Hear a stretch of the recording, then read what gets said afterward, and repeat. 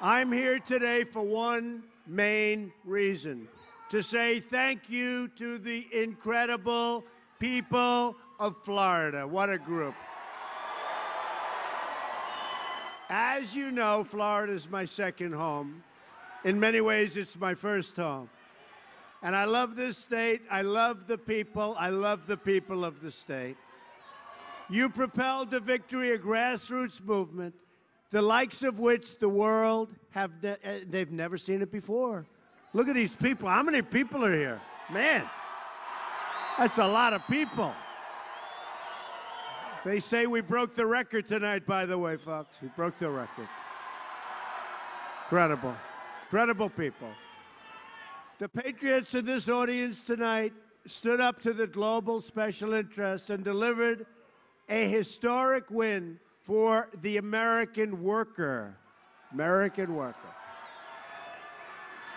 With your votes, is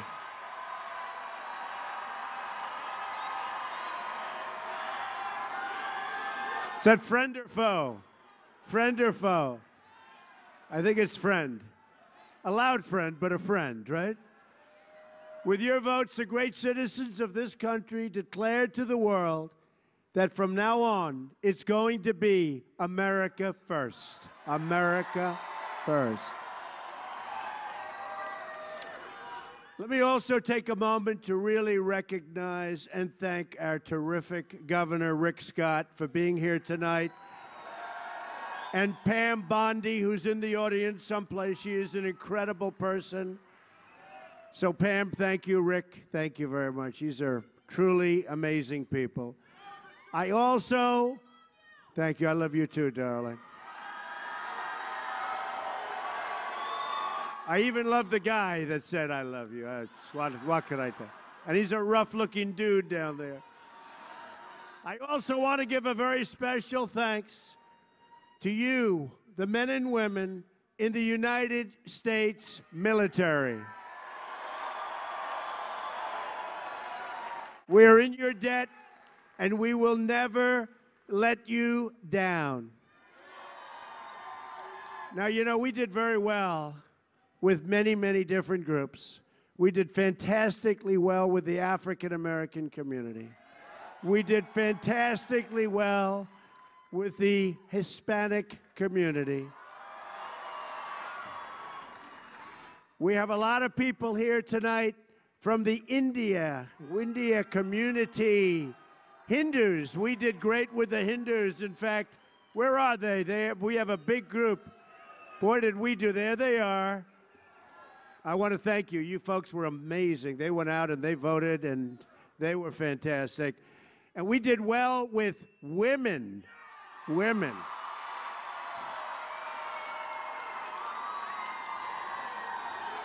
But you know, and by the way, how about the evangelicals? How good was that? A world record. Evangelical Christians. We set the all-time record in the history of elections in this country, evangelicals. We're going to honor our troops, and it really begins with restoring respect for our great American flag. Is that right? We're going to defend the flag our heroes fought and died for to protect. And I want to tell you, I don't like when I see people burning our flag. I don't like it. I don't like it. I don't like it. And you don't like it. And we're going to try doing something about it, all right? We're going to do something about it. We're also going to rebuild our badly depleted military. We have the greatest people in the world in our military. We are going to rebuild our depleted military, and we're going to finally take care of our great, great veterans. Where are the veterans tonight?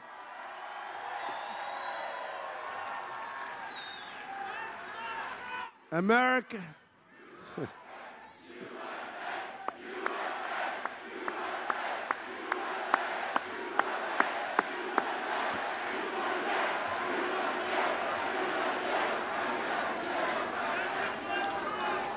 America pursues this vast military power in the hopes that we do not have to use it, but we'll be prepared if we have to. There's rarely been a time when we've needed military power more than it is right now, and we're going to have it. It's going to be peace through strength. Peace through strength. At the same time, our foreign policy needs a new direction. We've spent $6 trillion in the Middle East, and now it's in worse shape than it's ever been before. Years of horror. And look at what's happening over there right now. $6 trillion, and look what's happened. It's death. It's a horrible thing. We're going to do everything we can. We're going to get it straightened out one way or another. But just think of it, all of that money, all of those lives, and I mean lives on both sides, tremendous lives, tremendous numbers of people, and we have nothing. It's 15 times worse than it was when we started. So we're going to start using our head. We're going to do things right, and we're going to try and patch that up, and we're going to try and help people. We're going to build safe zones. We're not having them come over. We're going to build safe zones in Syria. We're going to build safe zones. And we're going to get the Gulf states to pay for the safe zones. And we're going to try and help people. We're going to try, and we're going to get it done. Meanwhile, at home, our infrastructure is crumbling, our schools are failing, and our workers can't find good-paying jobs. You know that. Oh, we're going to change that so fast, your heads are going to spin. Instead of rebuilding foreign nations, it's time to rebuild our nation, and that's what we're going to do. For too long, we've been moving from one reckless intervention to another, countries that most of you have never even heard of before. It's crazy, and it's going to stop. A Trump administration will focus on the vital national security interests of the United States. And that means crushing ISIS rapidly and defeating radical Islamic terrorism. Importantly, America will also stand with the Cuban people in their long struggle for freedom. And I want to appreciate, I'll tell you what, their support has been unbelievable. Their support has been unbelievable. Thank you. The Cuban people, we know what we have to do, and we'll do it, so don't worry about it. The numbers have been incredible. In fact, they gave me, just prior to the election, the Bay of Pigs Award, and let me tell you, that was a great honor for me. So I want to thank the people, the Cuban people. To be a strong nation, we must also be a rich nation, a wealthy nation, and we will be. Whether it's exploring space or curing disease, we want the next generation of innovation and production to happen right here in America and right here in our great state of Florida, right? And you know, speaking of Florida, I don't know if you want to hear this, but should I discuss the one day, a day in the life? Should we do that or not? I always say, should we do it? And everybody wants to do it. You've probably heard it before, but we'll make it Florida-oriented because this was a big, big win. We won easily. We won by a tremendous number of votes. And if you watch television, if you watch these very dishonest people back here, man, is that a lot. Shit.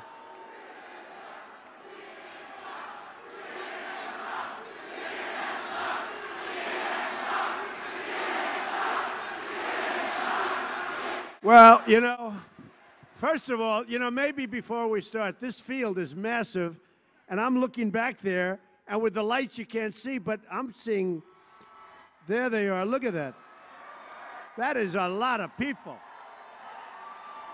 Man, that is, I'll tell you, that is a lot of people back there. Let's see if we can get the cameras to turn around and capture the size of this audience. They won't do it, but let's give it a shot. Man, that's a big crowd.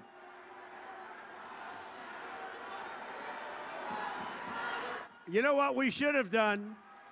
We should have had all those thousands of people behind the cameras. We should have had the cameras back and the people forward. Because we waste our time with these people. We should have had the cameras back. Next time, please do that. Just move the cameras back.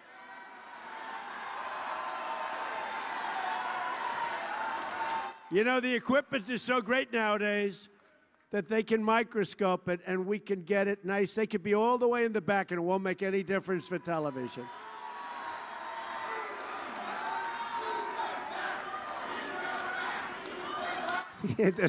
They're screaming, move them back. You believe it? Move them back.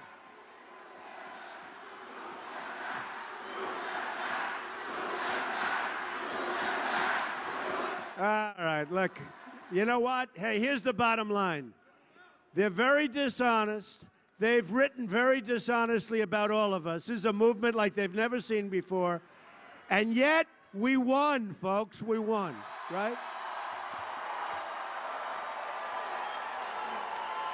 And you see the other side is complaining. You watch. I mean, they're all complaining. Oh, gee. Well, before the election, when they thought they were going to win, and I didn't, I'll tell you what, that final week was magic. Every place we went, we had crowds like this. And you're going to have 22,000 people here tonight. More. You got thousands outside that can't get in. That's pretty good when you can't get into a field, okay? And I spoke actually to the fire marshal. I said, can't you let more people in the back? They said, no. I said, why? There's no fire here. They said, no, sir, it's stampede. I said, stampede? No, seriously, that's how many people we have. They're worried about a stampede. At least we know it's going to be a friendly stampede, right? Very friendly. Well, I really appreciate you being here. This is incredible. And this is really, you know, I had this idea. We won, and we won very easily. We had 306. Remember they said, he cannot get to 270. There is no path to 270, right? I went to Maine 4 times because I wanted to get one vote. Maine had 1. I needed the 1 because I believed these people. So what happened is this. We went out and we watched the media, and we believed the media, and the media is very dishonest. They were even dishonest in their exit polls, right? Now, what's the purpose of being dishonest in an exit poll when you're going to find out the truth in 3 hours? What are they doing? Other than tormenting us because we thought for about 2 or 3 hours we were going to lose, right? But it started about 3 months before the election when we heard the great state of Texas, which I thought we were doing great in, and Georgia, what a great state, and Utah, and you heard it, Georgia is in play.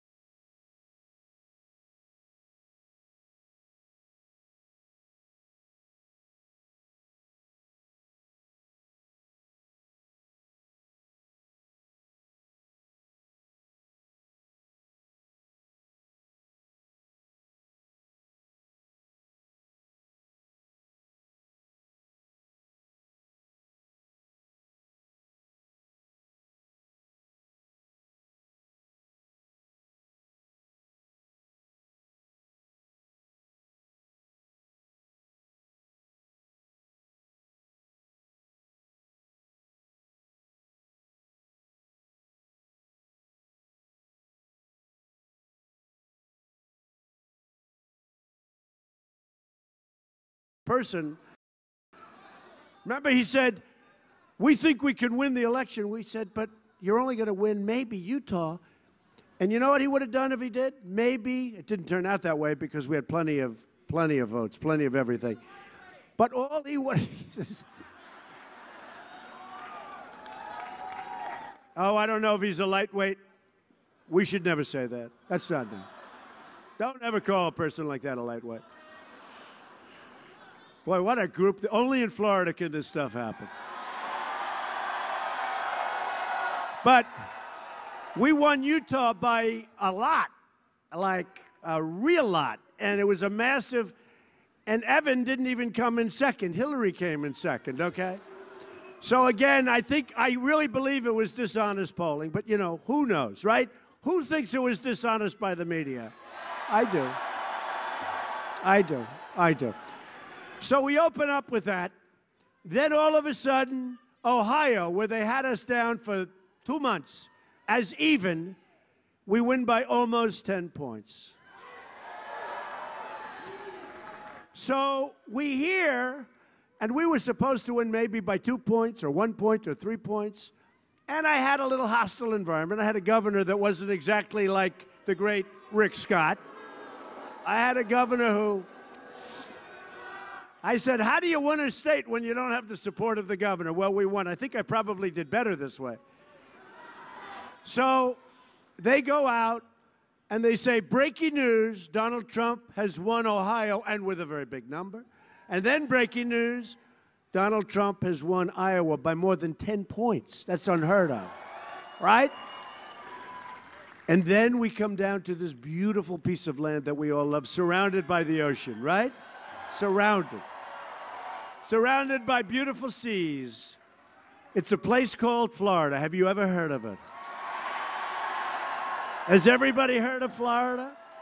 I love Florida. I love the people of Florida. So all night long, it's even. It's going even. And then they get to the Panhandle. Now, I don't know who lives in the Panhandle. Not too many. Did I blow them out in the Panhandle or what? You know why? Because the Panhandle wants its jobs back, okay? But the Panhandle was unbelievable. And we won Florida big, much bigger than anybody thought. Big. So they go, yeah, and you know, you had the other side. They were being interviewed saying, we will win Florida, and we expect to win it easily. Breaking news, Donald Trump wins the state of Florida, right? Right? And then we win South Carolina, and then we have North Carolina. Now, North Carolina was supposed to be close, very hard for the Republicans to win.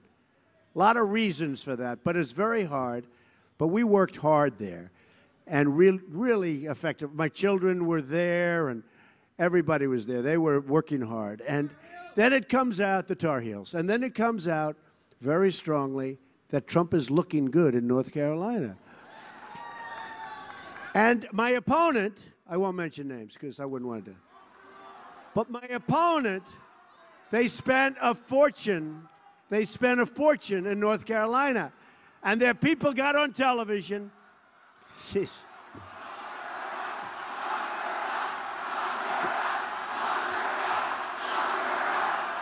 Oh, that's so terrible. Here's what's happened. And I noticed because I did Ohio. We did Iowa. We did North Carolina. We did all over. Last night, Hershey, Pennsylvania. Did you see that crowd? Pennsylvania. And it's like, thank you, Florida. Thank you, Pennsylvania. We're doing a thank you. Nobody's ever heard of it before.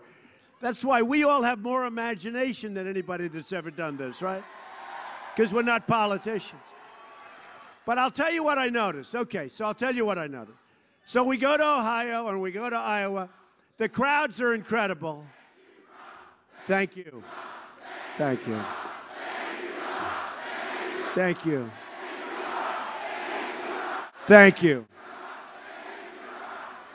Amazing people. So here's what I noticed. 4 weeks ago, just prior to, and always prior to, you people were vicious, violent, screaming, "Where's the wall? We want the wall!" Screaming, "Prison, prison, lock her up." I mean, you are going crazy. I mean, you were nasty and mean and vicious, and you wanted to win, right?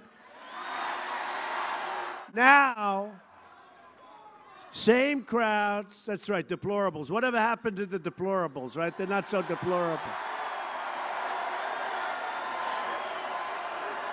They're not so deplorable anymore. In fact, the other side's trying to figure out, well, in 4 years, how do we get some of these deplorables to our side, right?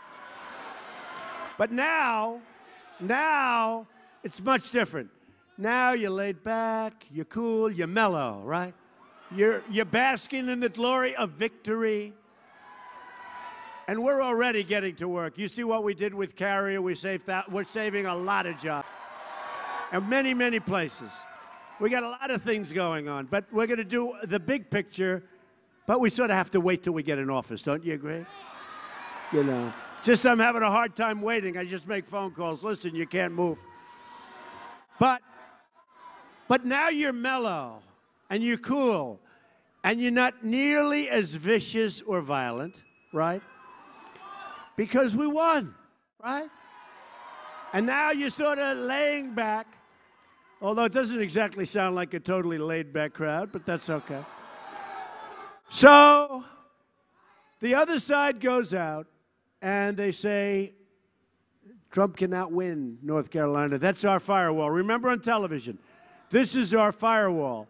Ladies and gentlemen, we have breaking news. Donald Trump has won the state of North Carolina. Unbelievable. And then you look at Pennsylvania. Now, Pennsylvania was always the state, they say, the bride that got away. Every Republican for 38 years, but every Republican, they left. And before the election, everybody thought, every single Republican, you're going to win Pennsylvania, right? You know that. It didn't work out that way at all. Never worked out that way. And we were campaigning in Pennsylvania. We were getting the biggest crowds they've ever had, they've ever seen by far. And I kept saying, we're going to win the state. But then I'd remember the statement. I'd hear it over and over that Republicans don't win it. They think they're going to win it, and they don't win it. And they wouldn't announce these crooked people back here. They wouldn't. No. They wouldn't announce it. Well, first of all, they were in a state of panic. They were in a state, because now we win Florida, and they were worried because we won Ohio by so much more than we were anticipated to win, and we won Iowa so big, and we won Florida so much bigger than we thought. And by the way, just to go back a few months, how good did we do in Florida in the primary, right? How good was that? Oh, that was good. But I don't talk about that anymore. We don't talk about it. So now they're getting nervous on television. And you see these anchors, and they're like sweating and crying and throwing up all over the place. And, you know, a couple of them with the chart. Nice guy, John King. He's very good with the chart, but now his hand is getting like a little... Because, you know, all those months he's saying there is no path to 270 for Donald Trump. There is no path. So now what happens? We're leading Pennsylvania. 306 is right. We're leading Pennsylvania by a lot. And we have 1%. It's at 99%. And it was there for hours. I said, why don't they? In fact, I considered it a win because the 1% was not nearly enough votes to win because we were leading by a lot. So what happened? They couldn't take it. But instead of announcing it like at 11 o'clock, they waited till like 3 o'clock in the morning, right? Now, I think they did that for commercials, if you want to know the truth, because the audience was massive. But a couple of things happened that were a little bit surprising. We have breaking news. Ladies and gentlemen, Donald Trump, and now the guy's getting sick. He's ready to throw up all over. Donald Trump. And this came out, and these people are incredible. I thought we were going to do well there. Donald Trump has won the state of Wisconsin. Now they're saying, where did that come from? Where did it come from? And then right after that, ladies and gentlemen, Donald Trump has won the state of Michigan. Michigan. Hasn't been won in like 38 years, right? And now the gentleman is with the map, which is just bloody. It's red. It's so red, so beautiful. Remember the map when they showed it? There was a lot of blue. That blue got knocked to hell, I'll tell you that. Got knocked to hell. Oh, that was pouring red. And you know, they said you cannot break the blue wall up by Canada, right? You cannot break the blue wall. I've been hearing this for months, and I said, oh, how are we ever going to break the blue wall? Because we used to believe guys like Walter Cronkite, right? But we don't have Walter Cronkite anymore. This is a different world. So we're listening to these people. They're dishonest as hell. And what happens is they're telling me for months, all of us, they're telling all of us, you cannot break the blue wall. So what happens is we, not only did we break it, we shattered the hell out of it, right? So now we win Wisconsin, and now what happens? We win Wisconsin, we win Michigan, and I knew we were going to win Michigan because I've been talking about cars being ripped out of Michigan, where they make the cars, the plants, and going to Mexico. I've been talking about it for 5 or 6 years. I got the Man of the Year award 4 years ago in Michigan. All I talked about is you can't let your factories go. You're letting your factories go. And they said, that wasn't the reason for the Man of the Year. I said, I don't care. You can't do this. And they remembered all of this. You know, they remembered. We won Michigan. So now what happens is he's up with the red. And he's going, oh, and his hand starts to shake. Did you know? And he's gasping for breath. Oh, he can't breathe. He's choking like a dog, right? Oh. And for months he's been saying, I had no path to victory. And you know, the bad news is a lot of people probably believed him and they didn't go out to vote. It's called suppressing the vote. Suppressing the vote. That's what it's called. You love Donald Trump, but you figure, look, Alice, I'm not going to go out. Darling, he can't win. Because I believe these people when they say he has no path to victory. Man, did we have a path to victory. So he puts down red for Wisconsin. He puts down red for Michigan. Now I don't even need the rest of the states, right? In fact, they took all the glamour and all the glory away from Pennsylvania. They should have called it hours earlier. And he goes, I'll never forget, ladies and gentlemen, as he's going, ladies and gentlemen, there is no path to victory for Hillary Clinton. There is no path.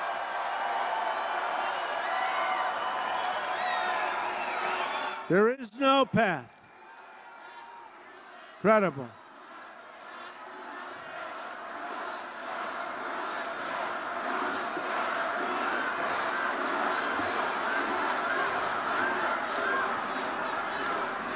And then he said, Donald Trump is the next president of the United States. It's you. You. It was an amazing evening.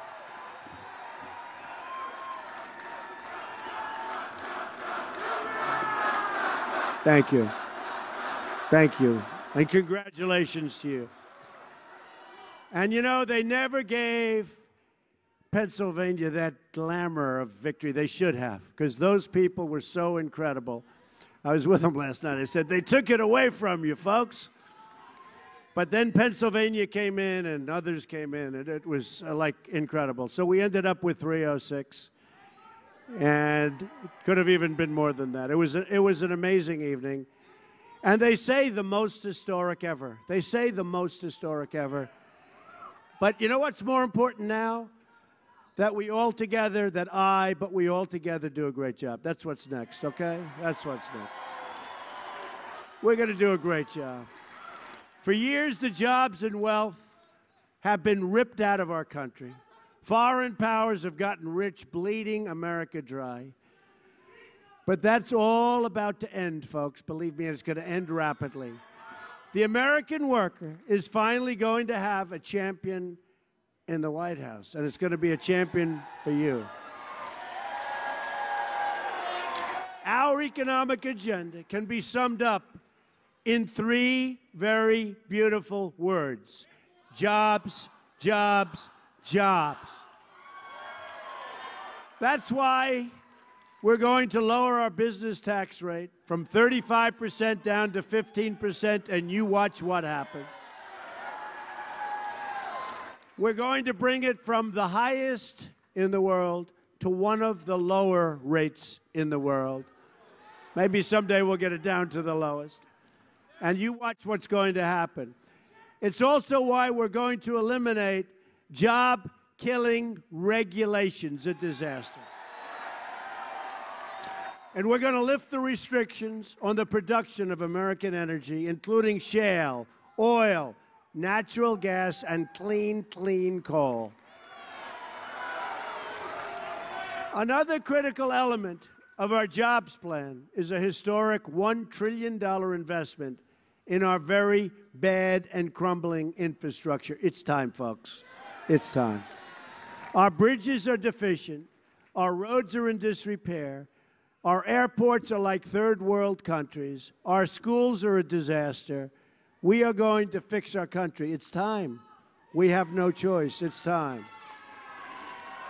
I'm asking Congress to support the construction of new roads and bridges, airports, tunnels, and railways across this nation, and we're going to put people back to work in the process. Believe me, it's going to be our people. It's time to help get Americans off of welfare and back into the labor market, rebuilding this country with American hands by American workers. American workers.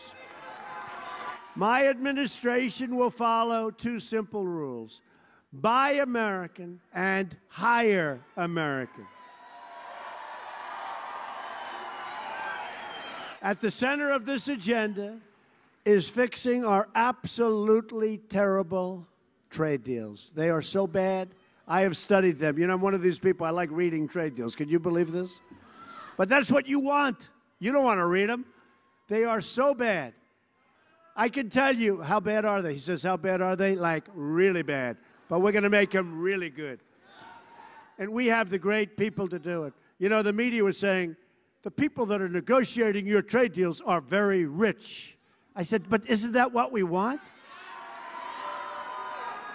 And they said, why is it that the people protecting our border are generals? Because that's what we want. We want generals. We want generals. I don't need an MBA at the border, and I don't need a general negotiating our trade deal, right, when you think of it. No, we have General Kelly. You know General Kelly. He's going to be watching over our borders. He's amazing, incredible. And as you know, we have General Mad Dog Mattis, Secretary of Defense. We're not playing games, folks. We're not playing games. No more games. Do we agree? No more games. We've been playing games for 20 years, for longer than that. No more games. That's right. Look at him. Drain the swamp. That's right.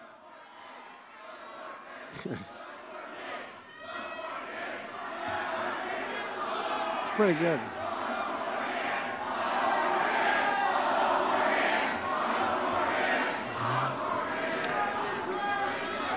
We're going to have strong borders, folks. We're going to make great trade deals, and you're going to be proud of your country again. You watch. America is now running a nearly $800 billion trade deficit. Think of it, $800 billion. Our country has lost 1/3 of its manufacturing jobs since NAFTA. We've lost 70,000 factories since China opened and joined the World Trade Organization. 70,000 factories we've lost. Can you believe it? It's hard to believe.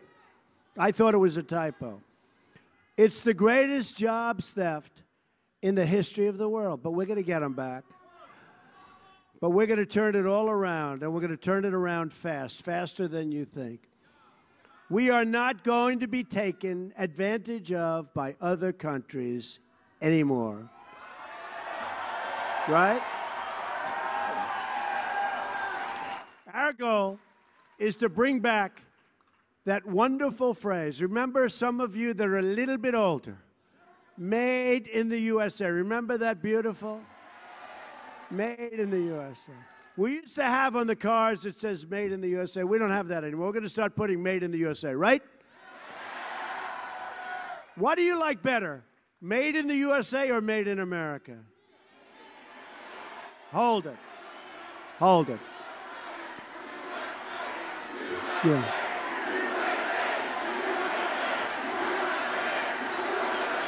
So ready? Who likes made in America? Who likes made in the USA? Yeah. I think so. Okay, wait. So I have one more because, you know, this is like doing a free poll. You know, a lot of people would spend $1 million for that. And these are the people that led our country. They would go out and they would do a poll. It would cost $1 million. They might not be as accurate as what but here's another one. So Time Magazine and the Financial Times, big deal, just gave me Person of the Year. Person. Okay. They should give it to you because this is a movement, folks. This isn't me. Although I have been a very good messenger. Do we agree? But they gave me. So are you ready? So in the past, it was called Man of the Year. Now it's called Person of the Year. So here's a question. What do you like better? Ready? Do you like Person of the Year? Do you like Man of the Year?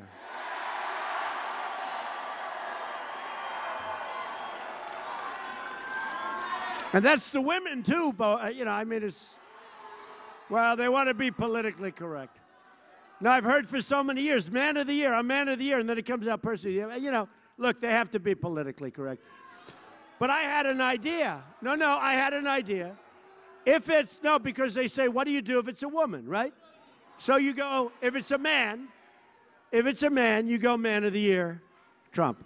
If it's a woman, like this incredible woman down here, if it's a woman, maybe you go Woman of the Year or Person of the Year, right?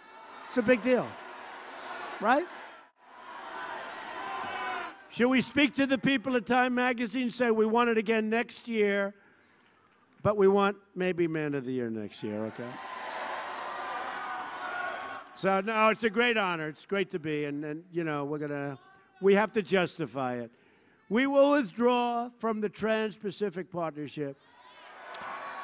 We're going to totally renegotiate the worst trade deal ever made anywhere in the world at any time, NAFTA. We're going to stand up to foreign cheating and fight for every last American job. And if a company wants to fire their workers and leave Florida for another country and then ship their products back, there will be consequences. Not going to happen anymore. They fire their workers, they close their plant, they move their factory to Mexico or someplace else. They sell the product back in with no tax into our country. So we end up with unemployment and loss. They end up with everything, right? Everything. It's a one-way street, not going to happen anymore. From now on, we'll inform them that they are going to pay a 35% tax if they'd like to leave. Okay? 35%. Or something substantial. And you know what's going to happen? They're not going to leave. It's very simple. Now, why didn't the politicians do this 15, 20 years ago? Why didn't they do it? For two reasons. Two reasons. You know what the two reasons? Either they're stupid or they get paid off by campaign contributions. That's all. Very simple.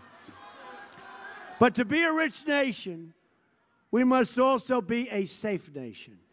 The murder rate has experienced its largest increase in the United States in 45 years. The press doesn't tell you that. The murder rate in Orlando doubled last year. We are going to support the incredible men and women of law enforcement. And we are going to bring this terrible crime wave to a rapid end.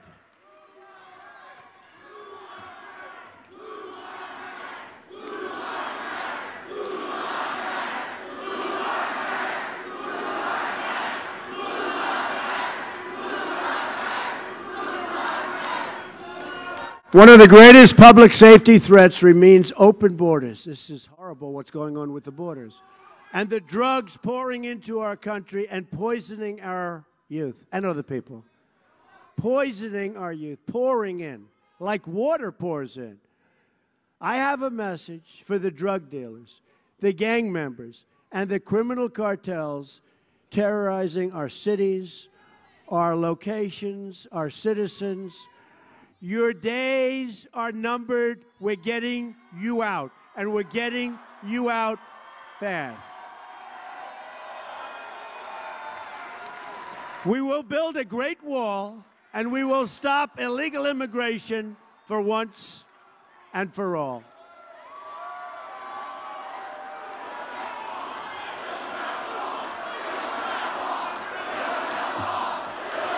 We're going to build that wall. The Border Patrol agents endorsed me. ICE endorsed me. I said to them, tell me about the wall. They said, we need it, Mr. Trump. We need it. They know better than anybody. We're going to build a wall. It's going to be a great wall, and it's going to have big, beautiful doors in it because we're going to have people coming into our country. But they're going to come into our country legally. We will also work to keep our country safe from terrorism. The attack on Pulse nightclub in Orlando was the worst mass shooting in American history and the deadliest assault on the LGBTQ community in American history. We've seen Islamic terror attacks from Paris to Belgium to San Bernardino, one after another, again and again. We're going to stop it. So let me just state this as clearly as I can. I am going to keep radical Islamic terrorists the hell out of our country.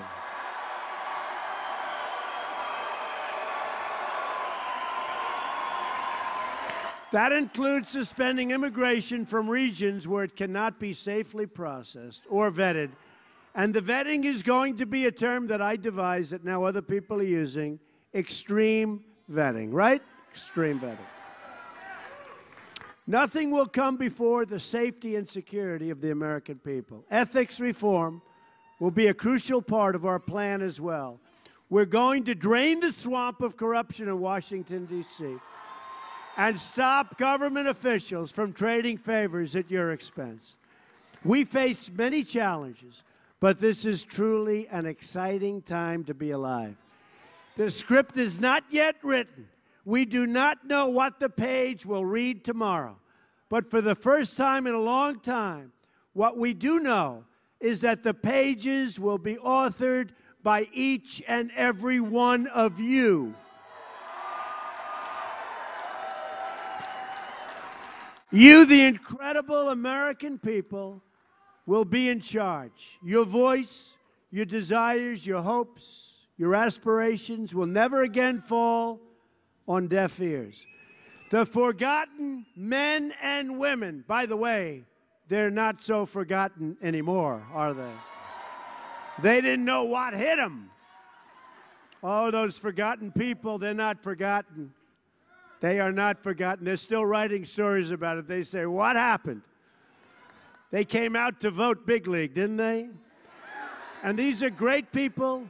These are smart people. These are hard-working people. These are people that sometimes haven't voted in a long time. But you know what? They saw, they heard, they wanted what we're all doing, and we're doing it together. And they came out, and these people had no clue what the hell happened. So I just want to tell you thank you. And you're going to be very happy with the result. Thank you.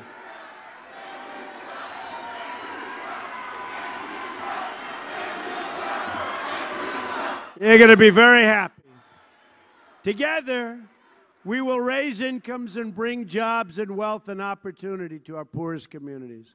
We will repeal the disaster known as Obamacare and create new health care, all sorts of reforms that work for you and your family. And we are going to be doing it properly. And we will not spend $5 billion for a website. Okay, remember that. And we will not spend $4.2 billion for an airplane so I can fly around, all right? $4.2 billion for Air Force One. I don't think so. We will reestablish the rule of law, defend the Second Amendment, protect religious liberty, and appoint justices to the United States Supreme Court who will uphold and defend the Constitution of the United States. We will heal our divisions and unify our country. Our country is very divided. We will bring our country back together. We will love everyone, not segments, not small groups or big groups. We're going to love everyone in our country. When Americans are unified, there is nothing we cannot do. No task is too great, no dream too large, no goal beyond our reach. My message tonight is for all Americans, from all parties, all beliefs, all races, all walks of life. Whether you are African American, Hispanic American, Asian American, whatever the hell you might be, okay? We are all Americans, and we are all united by one shared destiny. So I'm asking everyone to join this incredible movement. I'm asking you to dream big again. Dream bold, big and bold. I love that. Dream big and bold and daring. For your families, for yourself, for your country. Big and bold and daring. I'm asking you to believe in yourself, and I'm asking you to believe once again in America. And if we do that, then all together, we will make America strong again. We will make America wealthy again. We will make America safe again. And we will make America great again. Thank you very much, Florida. Thank you, Florida. God bless you. Merry Christmas. God bless you.